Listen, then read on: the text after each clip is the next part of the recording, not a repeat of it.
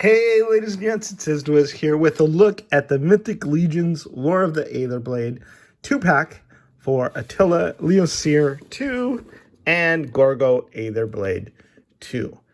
I am super excited about this. It just got in yesterday, and these are two of my favorite characters in Mythic Legions, bar none. So, let's see what it says here. These are 2.0 versions of these two characters. So, in the back, it has the, I think, bio. Let's see if this is updated.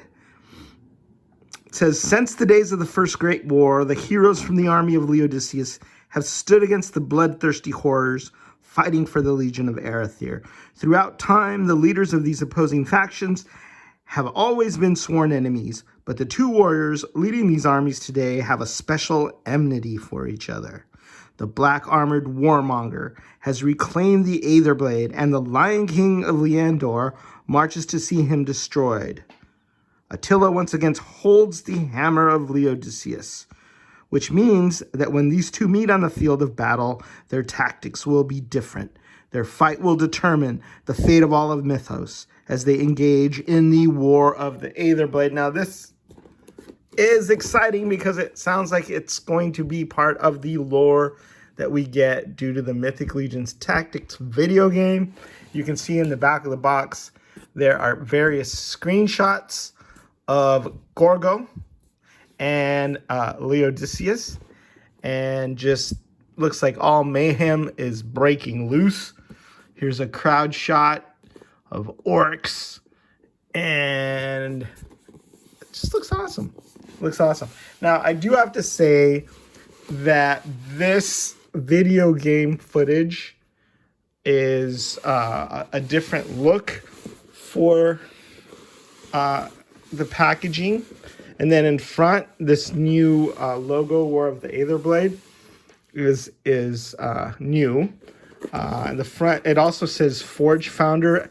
I don't remember what that means. It probably means I'm one of the people that got in on the fundraiser for this. They didn't do a Kickstarter. They did like another thing.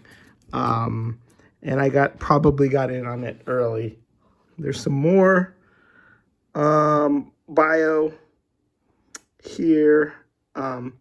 That's just a general story of Mythic Legion, so you can pause on that and read it yourself. Some Nate Barch art in the front. The only thing that I have to say that I don't particularly like about the packaging is that we're not getting the glorious Nate Barch art that we usually get.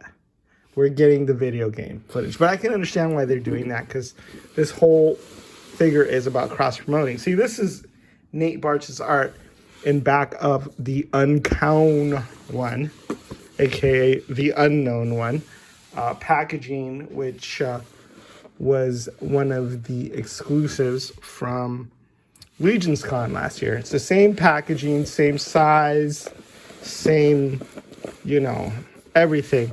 But on this one, we got more Nate Barch art. And more Nate Barch art is always better than less Nate Barch art. So, but anyway, let's open up this box because, like I said, it's been a while. I don't know how long it's been, but I have been waiting for these two guys because, like I said, I love these characters. They are some of my favorites, or probably both of my favorites. Okay, Nate Barch art back here. Freaking awesome. A battle. We've got a dragon. We've got flames. We've got all the armies of evil. It appears arrayed in front of a crumbling castle. Good stuff. And I'm going to try to go quickly here. We've got a two-tiered packaging, because there's just so much in this 2-pack. So in the back, we have this, which is a cape for, I believe, Leodicius.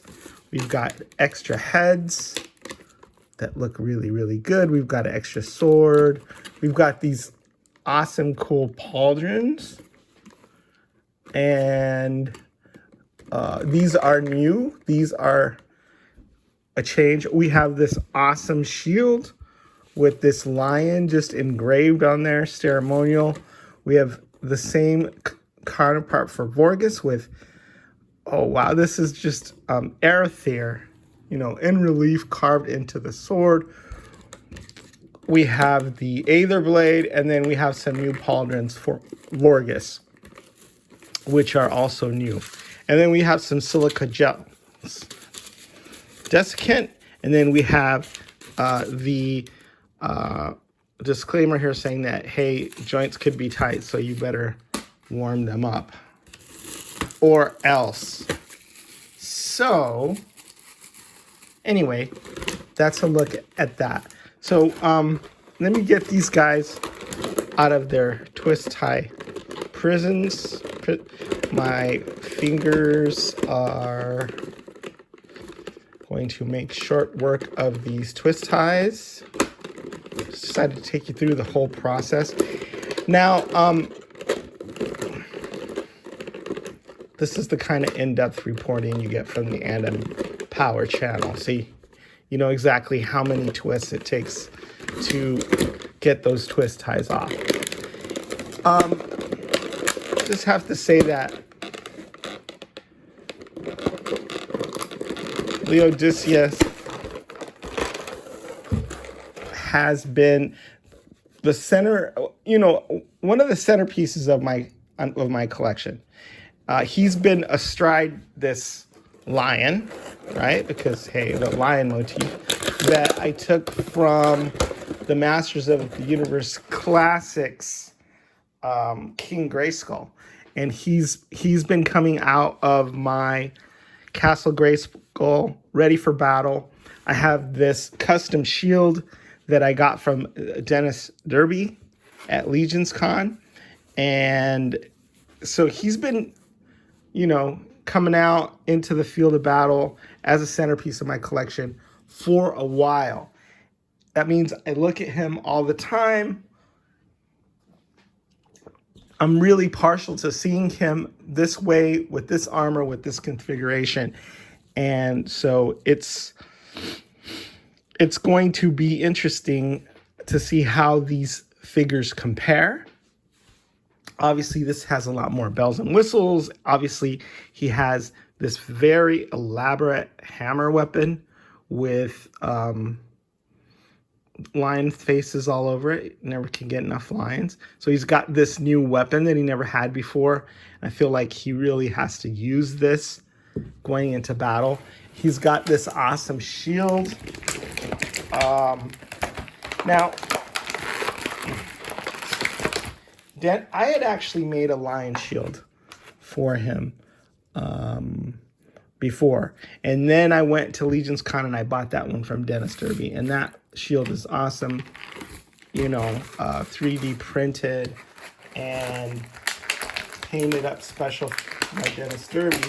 So that's going to be hard to beat. That is going to be hard to beat. But, of course, look at this. It's freaking gorgeous. Gorgeous, the new shield. Holy crap. It's got the shield clip on the back. You pop on there, right? And it's got this new sort of configuration where you can pop this part out and replace it. Why you would ever do that, but you could replace it with something else that you might want on there. And then snap it back on there and it's on there snugly. Why you would ever do that. This is absolutely gorgeous. So compare the shield to the old shield that came with this character, or 1.0. And this was an awesome shield, but as you can see, it's not 3D. It pales in comparison in every conceivable way. So yeah, 2.0 shield, way better than 1.0 shield. 2.0 shield is going to have to be in the permanent display, just because it's cooler. It's awesome, and it's cooler. So I don't, let's see I'm not sure how these are configured. Hopefully I can pop these in without the delays of having to get my handy dandy blow dryer out there. But there's one pauldron on there. Look at how beautiful that is. Again, the lion in relief, sculpted on there. And then the other side, his head has great range of movement, considering how huge that headdress is with the lion on it. But let me pop this back in there. This is what pauldrons sometimes give me problems. So what I usually do is I'll heat up the hole and then I'll pop the pauldron in. And that helps.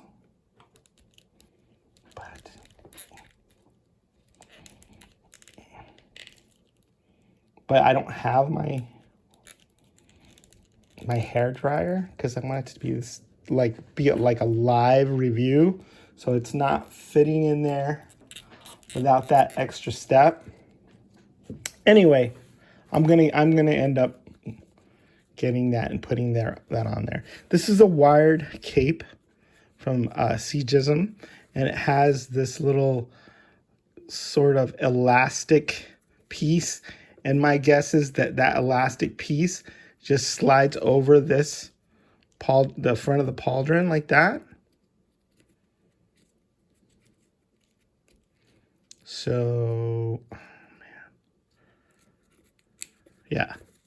So it just slides over that, and then it goes over the back of the pauldron, and it's, you know, specially designed to fit with these pauldrons on this character. And give him that dramatic sort of windswept cape look. Oops. Okay. Right? Now it's wired, so I'll configure that later and pose it properly, and also get this pauldron in there properly when I get the hair dryer.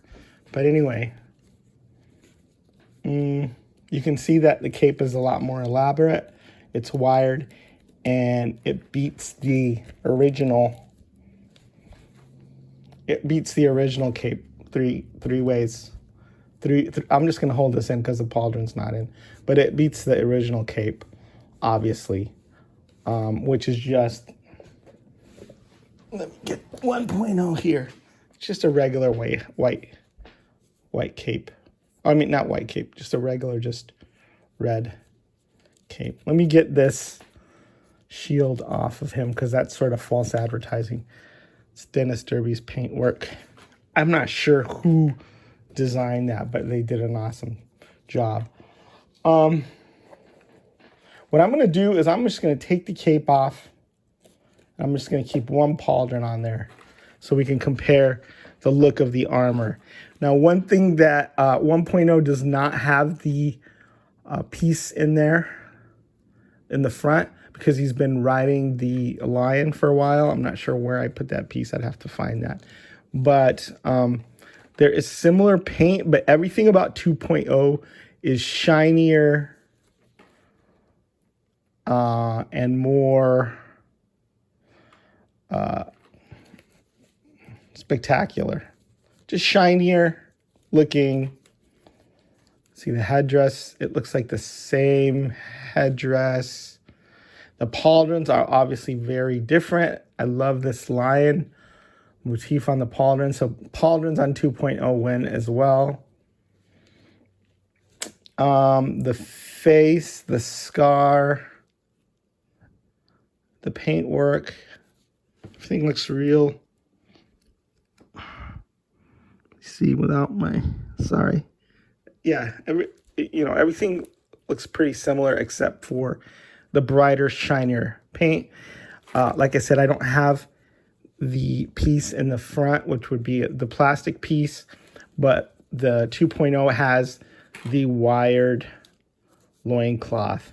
So that means I can put him on the lion or on a horse or whatever, and I don't have to remove the piece and then have to hunt it down and look for it later on.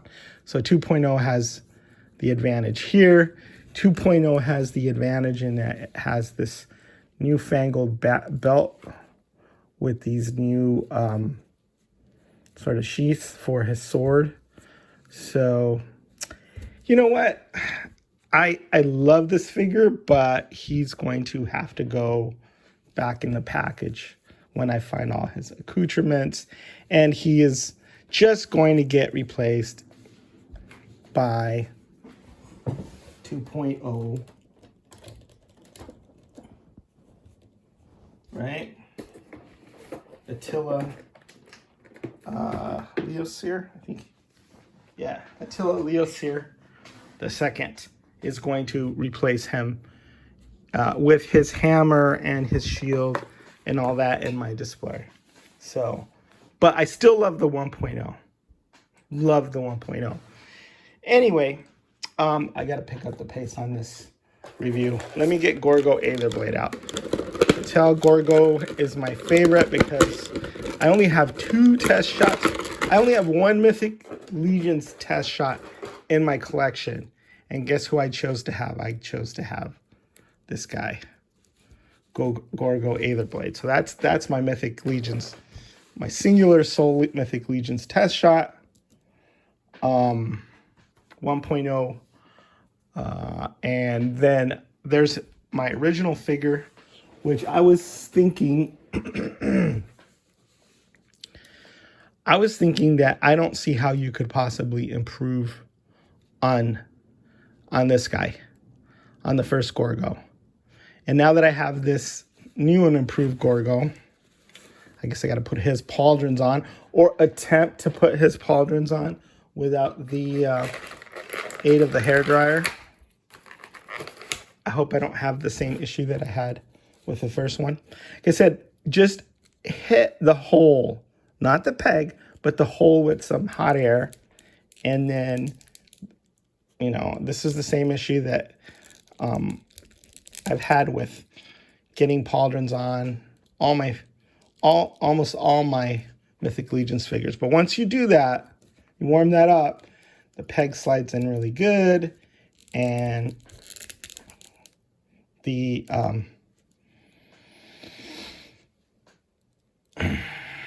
and it's really snug. So yeah, once I have his pauldrons on, wow, I kind of hate to say this because I feel like I'm cheating on Gorgo 1.0, and I love Gorgo 1.0, but I think Gorgo 2.0, I think he's cooler. Yeah, he's cooler. Because I was saying, I love the simplicity of the original Gorgo design. And like I said, I've been looking lovingly and admiring it for so many years. And yeah, I'm like, oh, the new one's going to have all these bells and whistles and cool stuff. But I don't think it's going to be able to build that, to beat the cool simplicity of 1.0. And I'm kind of going back and forth. I'm like, which one is cooler? Because you got all this extra paint. You got this kick-ass shield, right? You got all this extra paint. Because what the story is that as he transforms, the armor transforms and gets like more elaborate and stuff as well. So this is the same armor. It's just, you know, since it's a magical armor, it's a parasitic armor, it just sort of evolves, right? So this is it when it's even more powered up, when he's taking more souls, you know. So that's the other thing that's better about 1.0 is that it comes with the Aetherblade, and I don't think that the original Gorgo came with the Aetherblade. I think I had to get that from a separate weapons pack, and for a while it was going for just way, way, way expensive on the market. So that's the original Aether blade here, and the Aether blade that came with this, and they look the same. So it's an iconic weapon. It should look the same. So yeah, so I mean, people were paying, I think, hundreds of dollars for the original Aether blade. This one, it comes with the packet. It comes with the better shield. I do think that that I may use this shield as part of a diorama or something, and just keep the original shield, because I don't know. I still think that the aesthetic of the first one holds up really, really well. The colors are different. The red is brighter here and darker here. So I'm still going back and forth as who's going to be like the main man representing in the display. Okay, so it looks like they both went to the same store and they both bought the same cape. Maybe? Maybe? No, maybe not. They both went to the same store, but they got different capes. Oh yeah, they have different capes. So Gorgo's cape is smaller, and they're both wired nicely, but Gorgo's is smaller, right? Because the pauldrons are smaller, and it doesn't have to fit over those huge pauldrons. So let's see here how these work. It's got that same sort of elastic bit, which I'm guessing goes over the pauldron.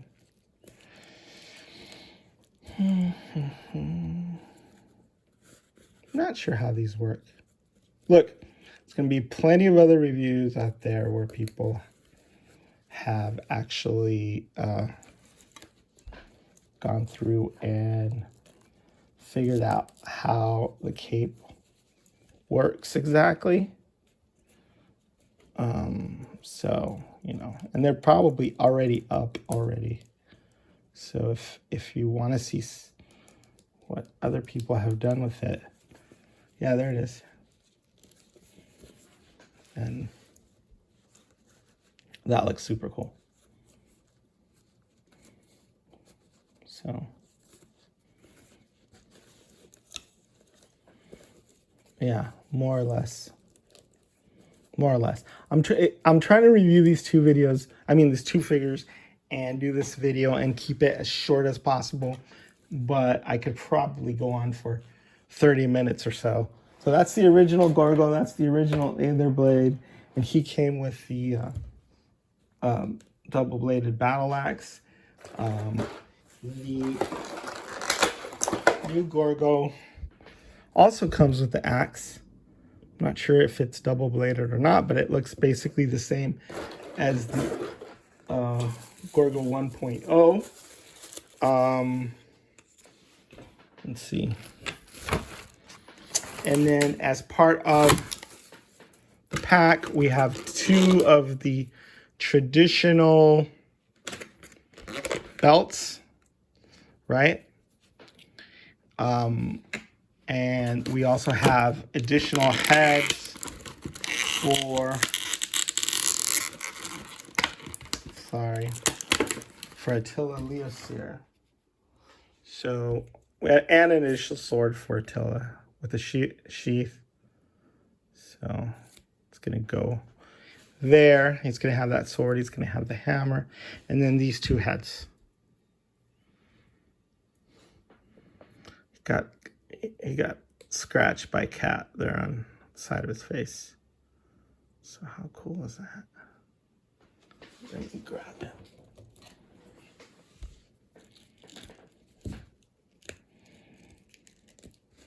Oh, he's got two necks. That's kind of cool. The original neck peg. And then, let me see, his pauldron, taking his pauldron off. So that's like more Attila in his casual look without the pauldrons and everything. He looks really, really badass. And in addition to that, he has a faceplate, which I believe you can slide in here like so. Oh, wow. So that face looks a little more benevolent and sort of jolly, and even has like a hint of a smile on his face. So that's something different. This one is more stern and battle hardened, and this one is more like happy looking. But they fit in there super nicely.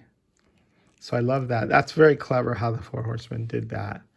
And obviously, let's see, does this head... Oh, this part also comes out. So now that looks funny. But yeah, so there's three pieces. There's the back of the headdress. There's the head plate. There's the neck piece that comes with it. And then there's the face plate. And they all go in there seamlessly. So I got to decide whether I don't know if I want benevolent